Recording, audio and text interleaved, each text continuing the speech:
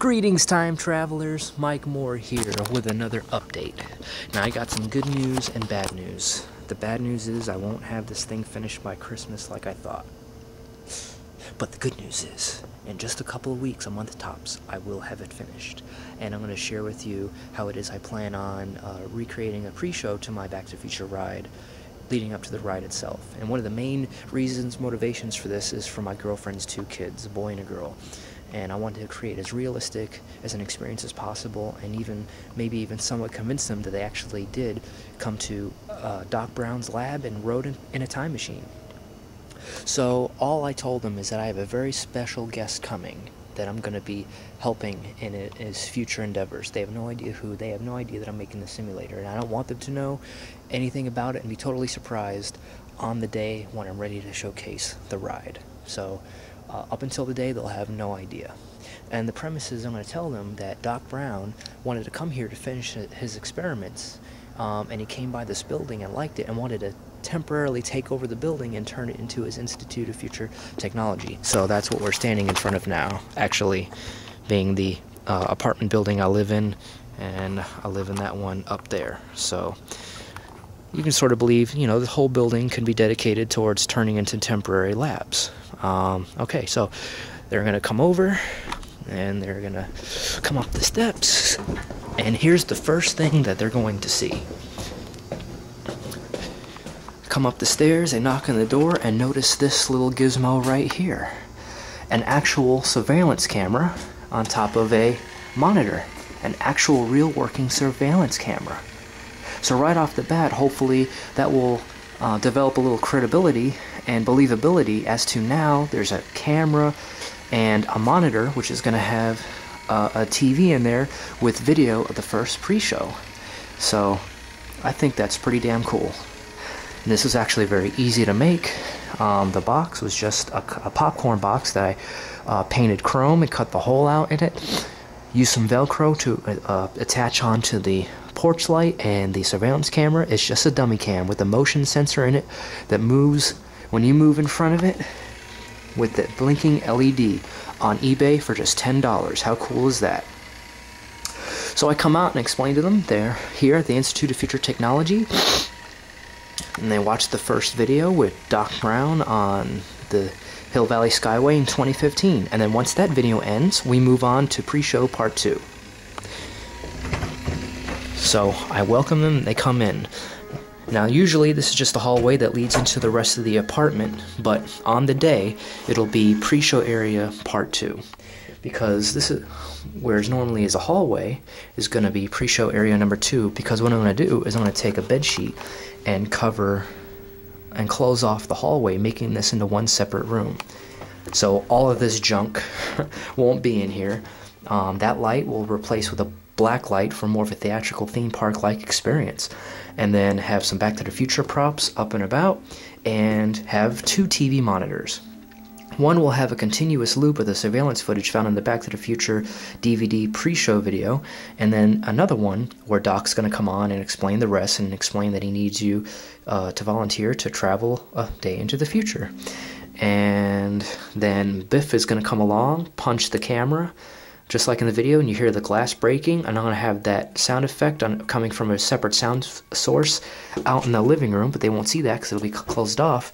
So as he punches it, you'll also hear it from somewhere else. You're going to see the surveillance monitor go to snow screen and see some red siren lights go off that I have. So, you know, to pretty much make it as if everything they're seeing in the video is also happening live throughout, you know, the so-called Institute of Future Technology. So once we get past pre-show area number 2, and this is just a brief, quick summary because you only get 10 minutes on these videos, leading into the main event, Back to the Future, the ride, my version. Now again, and I have a bed sheet temporarily put up for projector experimentation.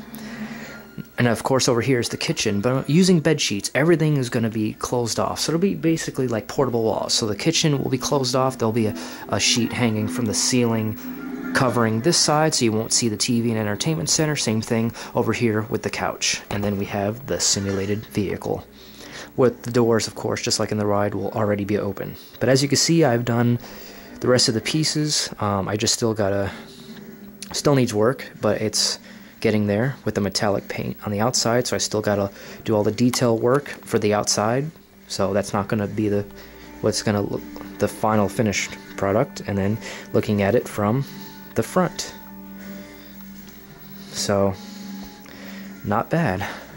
And did the interior, the dark gray, not as dark gray as I actually wanted, but you know, with paint it can get rather tricky. And this is as far back as I can stand to get a good view of everything.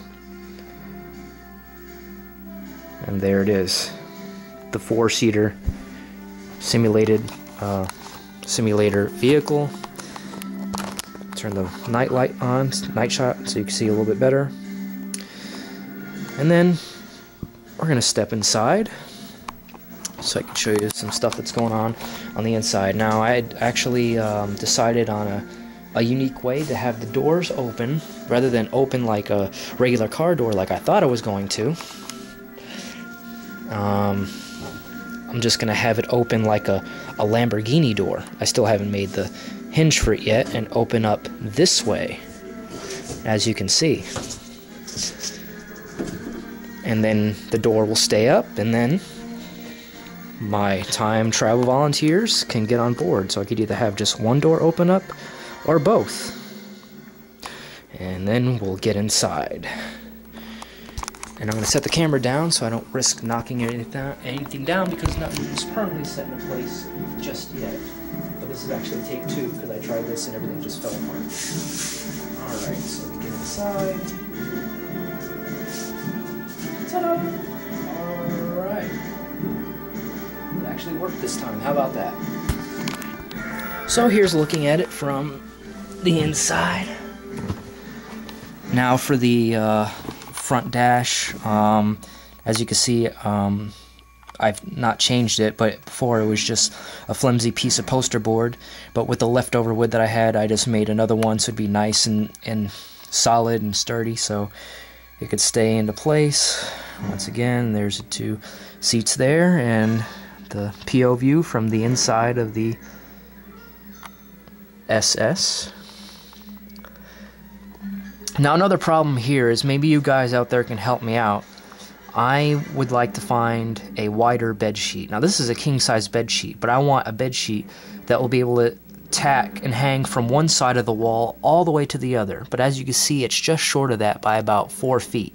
So if I could find a bed sheet, any kind of white sheet that I can hang all the way across, because once you get inside this vehicle, I want the point of view to be nothing but screen. I don't want any of the edges of the screen to be seen, even considering getting